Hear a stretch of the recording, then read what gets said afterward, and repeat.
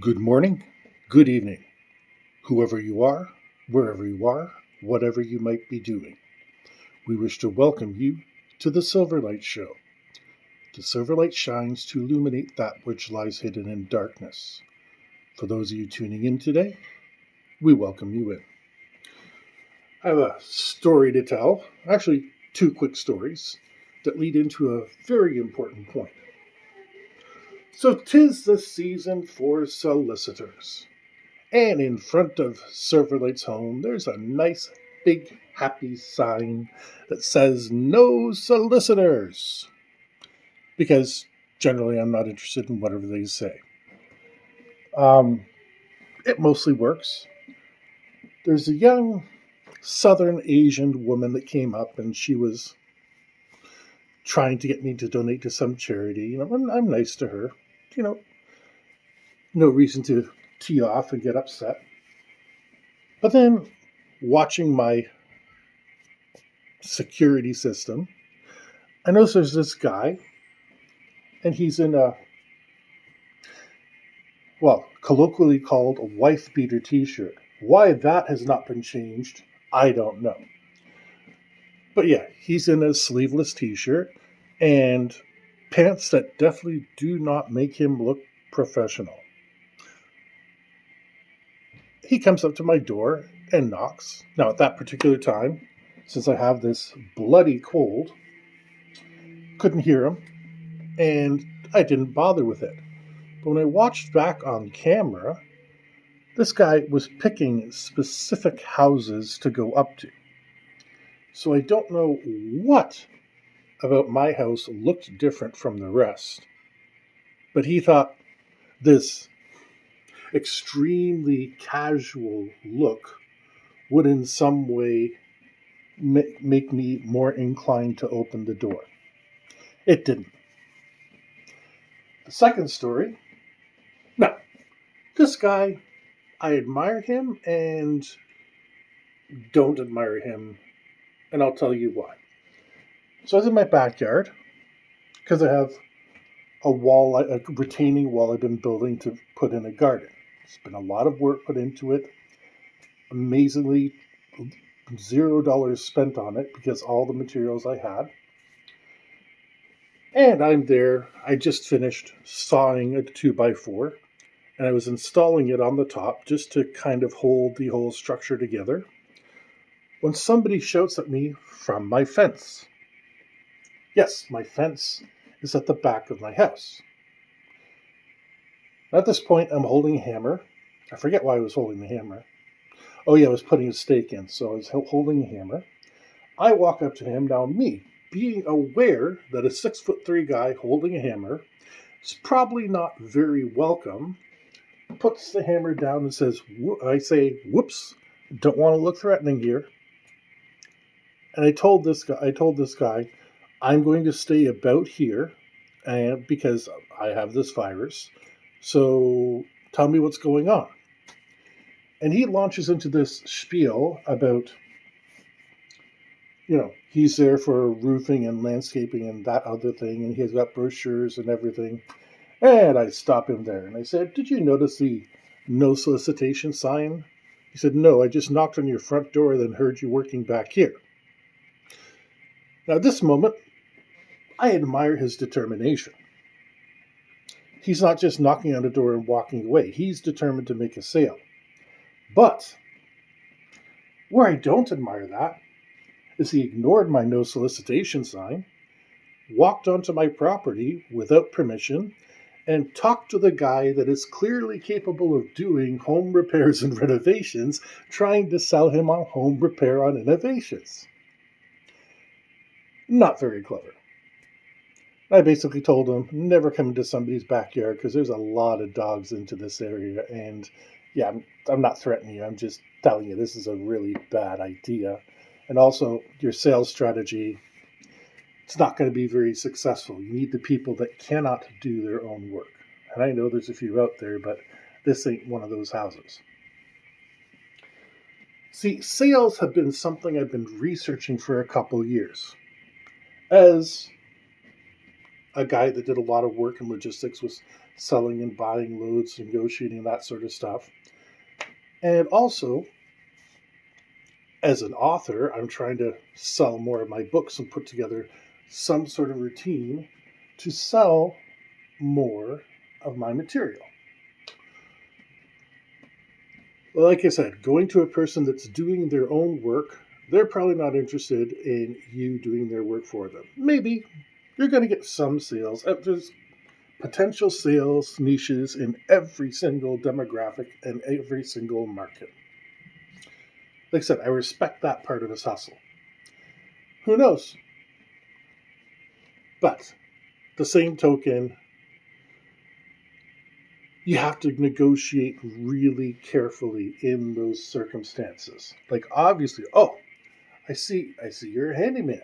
Well, we can help you with these projects. We can do. It's a more soft sell approach. It's I'm here with blah blah blah blah blah blah.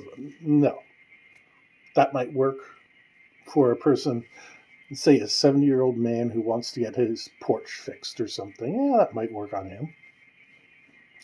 But someone who's using power saws and drills and hammers and stuff is obviously fully capable of doing it. Sales is an art form. I mean,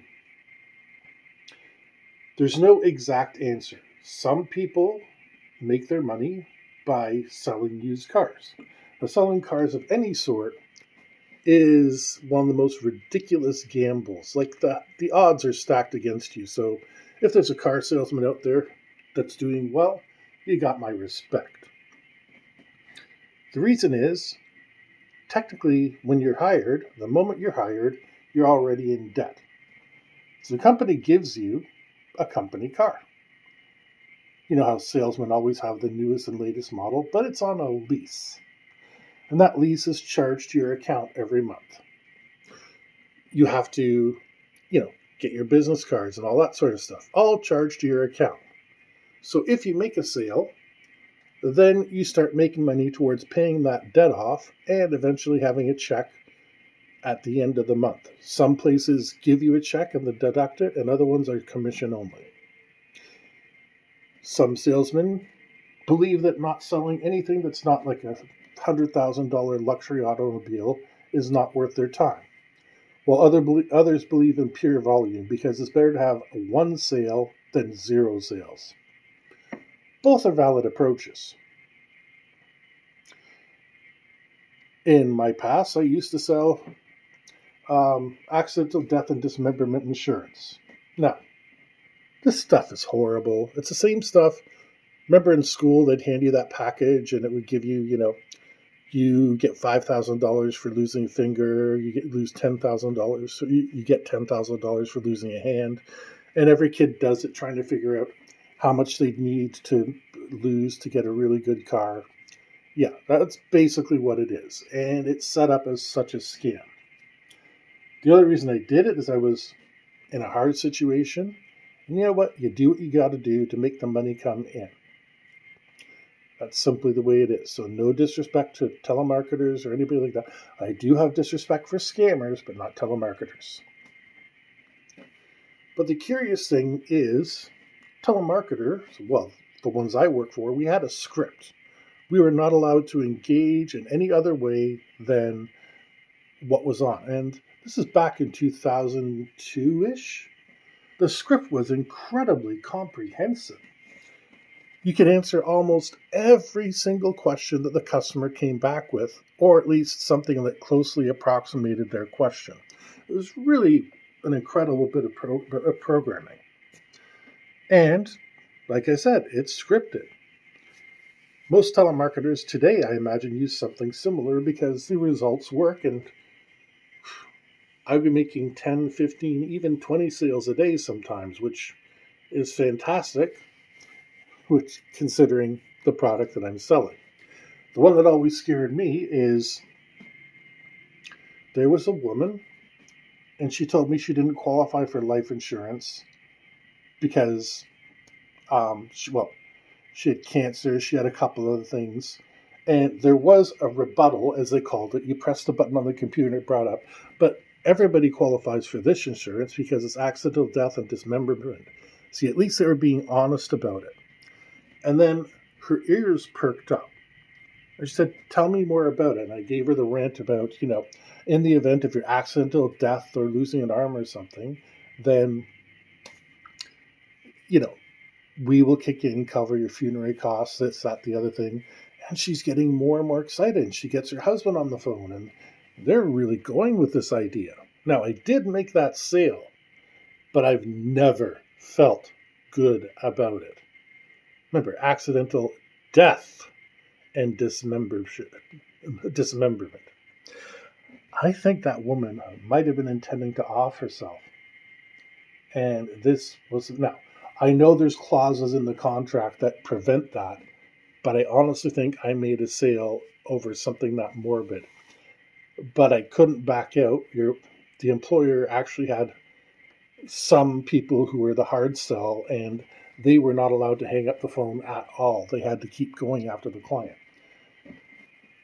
I didn't see a way I could back out of the sale, and so I sold that accidental death and dismemberment insurance to this woman. And I've always felt very guilty about it. So, salesmen, got a tough job. We appreciate what you do. And I'm not even going to get into logistics sales. I had a couple pretty big contracts, but I'm not going to go into it because those are my secrets, and I did a lot of work to hunt them down. But let's just say one of them was a space engineering company and is relatively famous. That's enough about that. We hope you enjoyed this episode of the Silverlight Show, especially you salesmen who are getting salespeople who are getting a tip of the hat for once. If you did, please like, subscribe, hit the bell on the bottom so you're notified of new episodes every week, and we hope you have a fantastic day.